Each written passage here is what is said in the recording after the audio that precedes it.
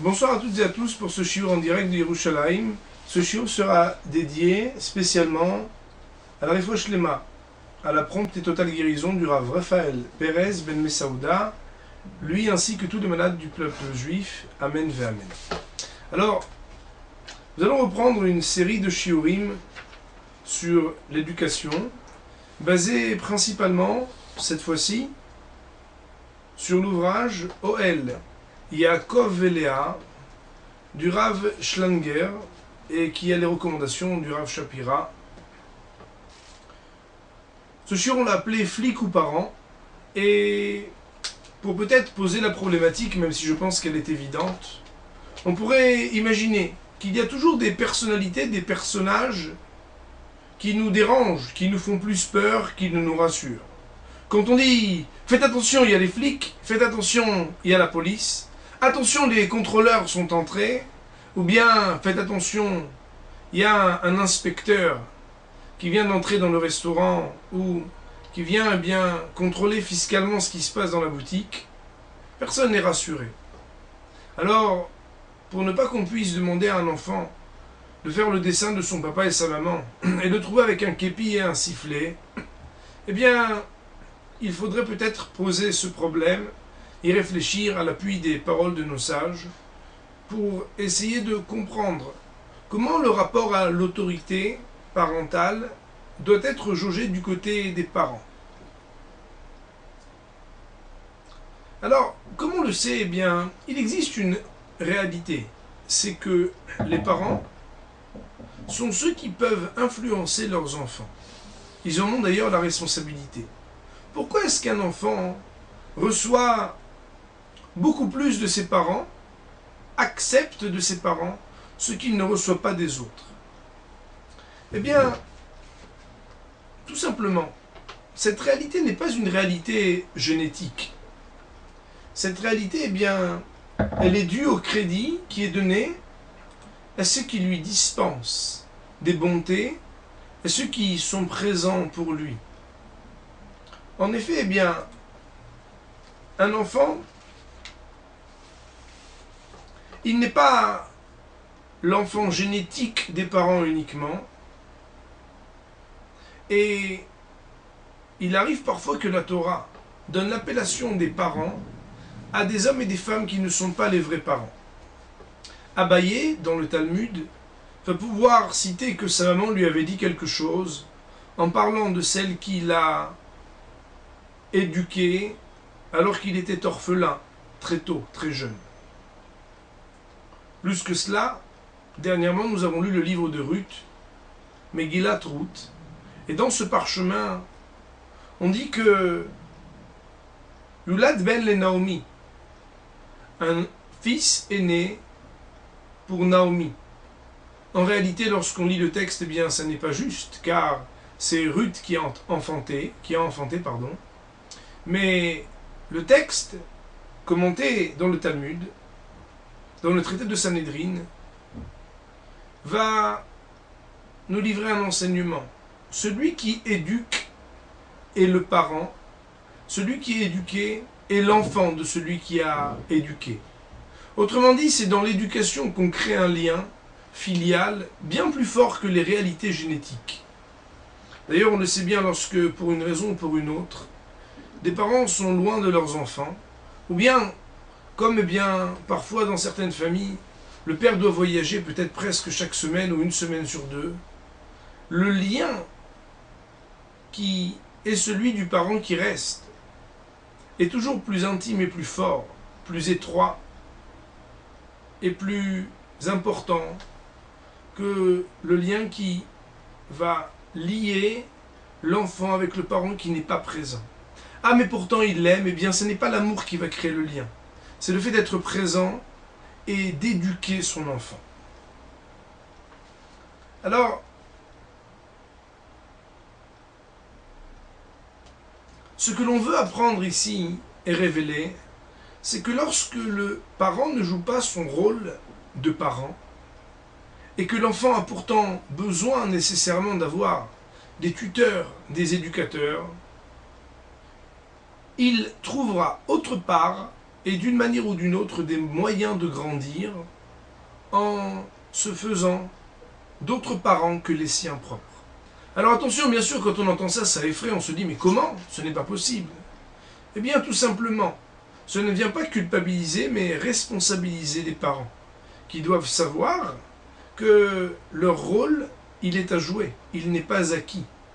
On n'est pas parent parce qu'on a mis au monde, on est parent parce que l'on remplit au quotidien son rôle de parent éducateur, et que faute de faire cela, eh bien on pourrait, chas v'shalom, se rendre compte que nos enfants ont créé un lien intime avec des étrangers qui, pourtant, eh bien, seront considérés par leurs propres enfants comme non pas des étrangers, mais quelque part des parents adoptifs.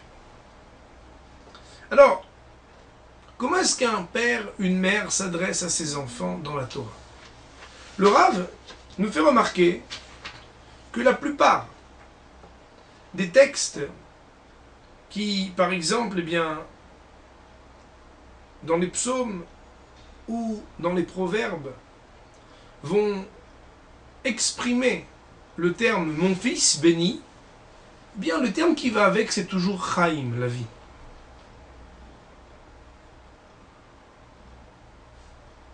Béni Torati al tishkach, ki orech yamim ushnot chaim. Mon fils, n'oublie donc pas ma Torah. Et dans la suite du verset, on nous dit, car c'est la longévité, de longues années de vie que tu vas mériter. On pourrait les énumérer un derrière l'autre, tous ces versets, mais on pourrait dire en tout cas que le point commun, le dénominateur commun, de la manière avec laquelle un père s'adresse à son fils, une mère à son fils, c'est lorsque l'on parle de chaim, de vie. Et d'ailleurs, dans la Torah elle-même, qui est celle de notre Père qui est dans les cieux, Avinu Shebashamayim, lorsqu'il s'adresse au Béné Israël, eh bien lui-même, il dit « Leman tihyun » afin que vous viviez, « Vachai ba'em » tu vivras de cette Torah. Ou « Bacharta bachaim » tu choisiras la vie. La vie, qu'est-ce que c'est? Pourquoi est-ce que l'on parle de la vie? Eh bien, tout simplement, l'enfant, il est au début, au commencement de sa vie. Et il a des besoins énormes.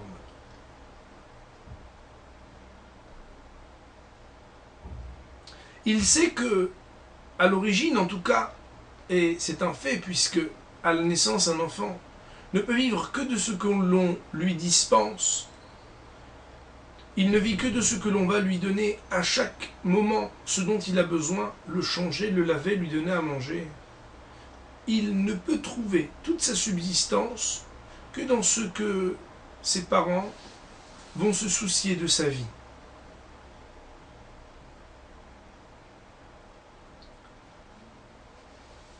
Nos sages font remarquer que Akadosh Baruch Hu, avant que de donner la Torah, il nous dit Atem reitem, vous avez vu ce que j'ai fait en Égypte, que je vous ai porté sur les ailes d'un aigle, en parlant de lui-même, c'est-à-dire qu'il nous a portés.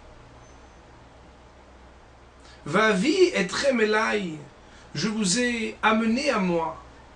Et c'est uniquement après cette expression qu'Akadosh Baruch Hu peut nous donner la Torah et nous dire si vous écoutez mes préceptes, alors vous ceci, et si vous n'écoutez pas, eh bien, on sait bien qu'on peut avoir, Dieu préserve, le contraire des bénédictions. Le fait d'exprimer, avant que de donner la Torah, de l'amour et l'intimité qui fut celle de Dieu pour son peuple lorsqu'il a fait sortir les Béné Israël d'Égypte, c'est aussi ce qui crée le climat de confiance, qui permet de recevoir la Torah, c'est-à-dire de savoir avoir certaines contraintes, d'accepter certaines restrictions. Un père s'adresse à son fils en lui parlant de la vie, en lui exprimant combien il s'inquiète de le voir toujours équilibré, qu'il ne lui manque rien, Lorsqu'un père dit béni, il doit dire chaim, il doit parler de la vie, il doit exprimer combien il l'aime. Donner et aimer vont être les deux pierres qui sont les bases fondamentales de l'éducation.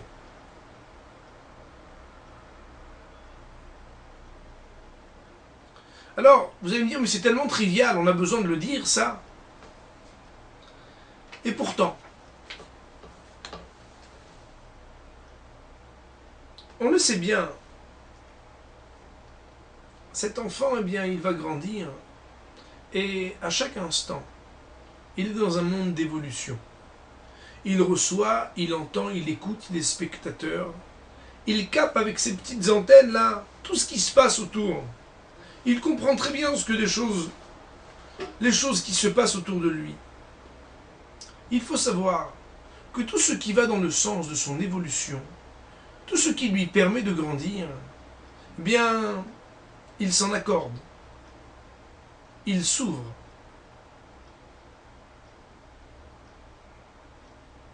Tout l'univers familial dans lequel il évolue, c'est ce qui va lui donner toute sa personnalité, son apport affectif. Eh bien, cette situation de recevoir, de capter, de grandir et d'évoluer, c'est ça la définition de l'enfance. Alors, il faut savoir que celui qui va dans le sens de l'évolution de l'enfant, il a le droit aussi de diriger cette évolution. Tout simplement parce qu'il participe au projet. Un enfant, il a un projet malgré lui, c'est de ne plus rester enfant. Non pas qu'il n'aime pas jouer, non pas qu'il n'aime pas s'amuser, mais le but de l'enfance, c'est malgré tout de devenir un grand. Comme ils disent les petits-enfants, moi je vais être un papa, moi je vais être un grand, moi je vais être ceci, moi je vais être cela. Ils ressentent déjà qu'ils ont une perspective de grandir. Ceux qui vont dans le sens de ce projet, eh bien ils sont ce qu'on appelle dans la Gemara Mandé Amar. Ils ont le droit de s'exprimer.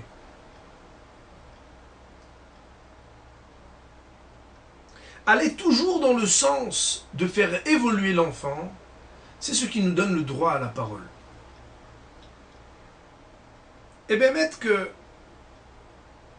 c'est là peut-être le point central de notre réflexion ce soir. Il faut savoir que il n'est pas possible de réclamer quoi que ce soit à un enfant lorsqu'on le fait sur le ton du reproche uniquement. En effet, eh bien, l'enfant, on pourrait se dire que tant que tout va bien, on ne lui parle pas. Mais bon, quand il n'est pas sur le droit chemin, je le remets en place, tu comprends, c'est mon rôle. Je suis un papa, je suis une maman. Moraï Rabotai, aider à consolider ce que sont les convictions d'un enfant lorsqu'il est sur le droit chemin. L'accompagner par une netina, par le fait de lui donner une hashpa, par le fait de lui indiquer, de lui dispenser des bontés. Eh bien, c'est ce qui permet de s'exprimer. Un enfant, il ne peut pas entendre que des reproches, que des remontrances.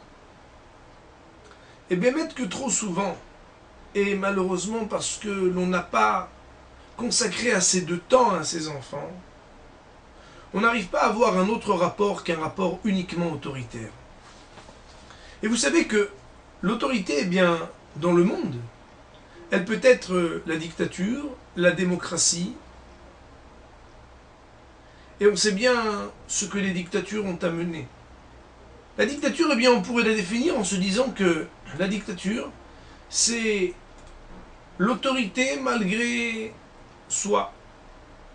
On ne veut pas recevoir cette autorité, mais on y est contraint. Eh bien, on le sait bien, les dictatures, elles se terminent par un soulèvement populaire. On va et puis, dans le meilleur des cas, on fait les pires choses à ce dictateur pour se venger, et on rejette totalement toute cette autorité qui nous a tellement empoisonné la vie. Moraï Verabotai, une maison, c'est vrai qu'elle a des souverains, un papa et une maman qui ont le droit de décider et de diriger. Mais diriger, décider, comment? En imposant uniquement des volontés restrictives, des proscriptions, des interdits. Tu n'as pas le droit de ceci, tu n'as pas le droit de cela. Siffler, gring, attention, viens ici.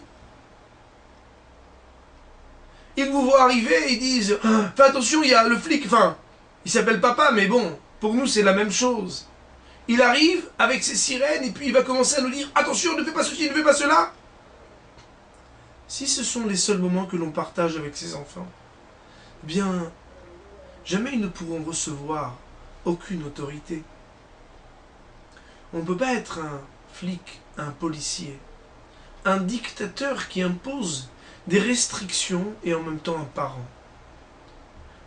Plus que ça, Moraï Verabotaï, si on est véritablement un parent, même lorsqu'on l'on restreint son enfant, on ne sera jamais perçu comme un dictateur et comme un policier. Pourquoi?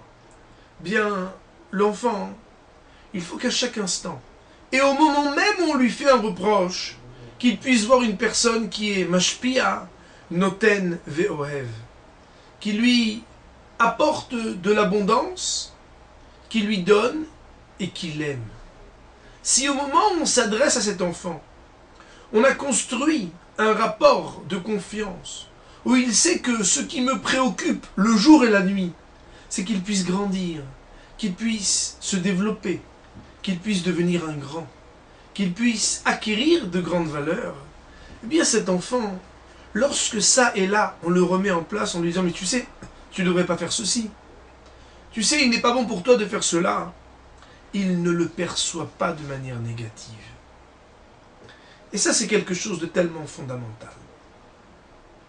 Surtout que, vous savez bien, Moraï Verabotaï,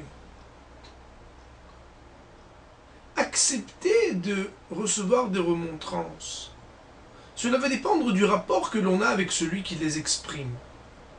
Citons un midrash. Le midrash nous dit que Moshe Rabbeinu, qui a dit des remontrances au peuple juif, aurait dû dire des bénédictions. Et Bilham, qui, malgré lui, a dit des bénédictions, aurait dû, quant à lui, faire les remontrances au peuple juif, puisqu'il était l'opposant au Ham Israël. Et pourtant, la Torah a voulu exactement le contraire.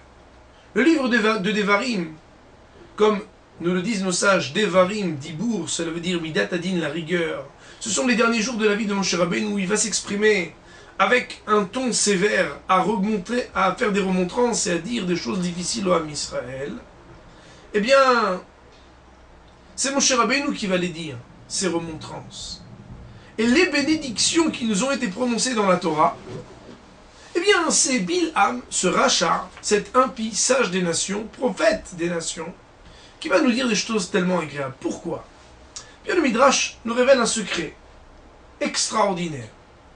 Il nous dit, si jamais c'était Moshe Rabbeinu qui nous faisait des bénédictions, on aurait pensé que c'est parce qu'il nous aime qu'il prononce des bonnes choses. Et ces bénédictions n'auraient pas eu la même valeur. Mais ce qui est le plus important, c'est que le Midrash nous dit, si c'est Moshe Rabbeinu qui a été choisi pour nous dire des remontrances, c'est parce que c'est uniquement parce qu'il était Moshe Rabbeinu, celui qui nous aimait tellement, qu'on pouvait recevoir ces remontrances. Alors ce soir, eh bien, ça n'est pas un cours sur les remontrances. On en a d'ailleurs fait une fois, ça s'appelait la juste réprimande. Mais l'idée ici, c'est de comprendre que la réaction d'un enfant à l'autorité des parents, elle est fonction et elle dépend du rapport affectif et de l'amour qui est exprimé au quotidien des parents envers leurs enfants.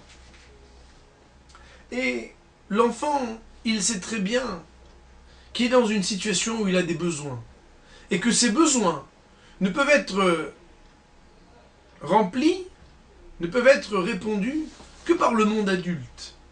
Un enfant, sur le plan intellectuel, sur le plan de ses expériences, il est très pauvre.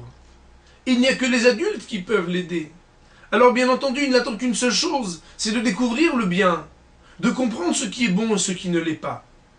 Seulement, vous savez, il faut payer la carte d'entrée, Kartis Knissa, pour pouvoir entrer dans l'univers de l'enfant. Il ne faut pas être juste un bon papa qui sait dire « Oui, mais ça n'est pas bien. Fais bien attention à cela. Ne sors pas avec celui-là. » Pour pouvoir pénétrer l'univers de l'enfant. Pour pouvoir partager avec lui. Aussi des moments où il acceptera l'autorité et les restrictions que les parents voudront bien décider de lui donner comme des limitations, eh bien, il faut que ce soit sur une base d'amour. S'il n'y a pas des moments où, par des câlins, ou bien par des expressions, ou bien par des moments de détente, de rigolade, ou bien par des moments de réflexion, où l'on partage autre chose que des restrictions, où l'on construit ensemble, où l'on exprime combien pour nous c'est important qu'il grandisse, combien on se préoccupe de son avenir, mais positivement, avec un sourire, eh bien, il sera très compliqué, très complexe, d'établir une relation de confiance où l'enfant donnera du crédit aux parents pour accepter de recevoir des remontrances, des mises en garde et des interdictions. Comme nous disent nos sages, c'est uniquement celui qui a construit une maison qui peut l'inaugurer. Inaugurer en hébreu, ça s'appelle Chanoukat Habayit, l'inauguration. C'est la même racine que le mot chinuch qui veut dire éduquer. Pour pouvoir éduquer pleinement, il faut construire la bâtisse de ce petit garçon, de cette petite fille. C'est uniquement celui qui met la main à la pâte pour mettre un peu de ciment et pour se fatiguer à construire l'intériorité, l'apparence de cet enfant, et intérieurement et extérieurement, qui pourra avoir le choix et la permission, eh bien, de pouvoir dire, tu sais, finalement dans cette pièce on va mettre ceci, mais on va pas mettre cela. Ouais, j'aurais préféré une lampe pareille et pas comme ça. Critiquer, ça n'est pas possible. Ça n'est possible que lorsque l'on construit, lorsque l'on participe à construire, parce qu'on aime et qu'on exprime cet amour à l'enfant, eh bien il nous permettra, parce qu'on aura payé notre carte d'entrée, de pénétrer très profondément cet univers qui est sa vie, son petit monde et cet enfant, et il fera que jamais il puisse penser de nous qu'on est un flic, parce que lorsqu'on est un parent, c'est-à-dire lorsqu'on est présent par notre amour, par notre affection, et qu'on exprime pleinement combien le seul rapport que j'ai à cet enfant, c'est de le voir grandir, mûrir, s'épanouir, se développer, positiver, eh bien, jamais je n'aurai à réclamer le droit de limiter, de restreindre, d'expliquer ce qui est bon et ce qui l'est moins, parce que lorsqu'on sait qu'on est l'ami de quelqu'un, lorsque l'enfant il voit que son papa et sa maman, c'est finalement ses meilleurs alliés pour grandir, bien il entendra que même lorsque papa et maman ils disent non, même lorsqu'il faut se soumettre à leur autorité, finalement, eh bien, lorsqu'on sait que celui qui nous dit non, celui qui nous restreint, c'est celui qui le fait parce qu'il nous aime, alors des fois ça nous coûte une petite larme, mais on arrive à ne pas se rebeller, parce que ce papa et cette maman, tout ce qu'ils veulent, eh bien, c'est continuer à nous aimer, à nous donner tout ce dont nous avons besoin.